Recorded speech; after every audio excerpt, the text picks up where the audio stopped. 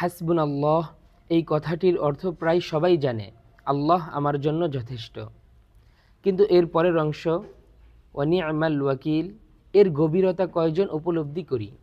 ওয়াকিল মানে সেই সত্তা যিনি আপনার পক্ষ থেকে সিদ্ধান্ত নিতে পারেন, যিনি সব কিছু নিখুঁতভাবে পরিচালনা করেন।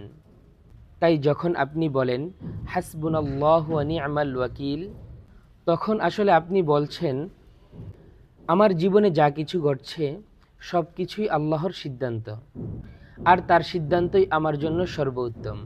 এর মানে এই নয় যে চেষ্টা করা বন্ধ করে দেওয়া, এর মানে হলো চেষ্টা করার পর ফলাফলের ভার আল্লাহর হাতে ছেড়ে দেওয়া আর তাতে সন্তুষ্ট থাকা।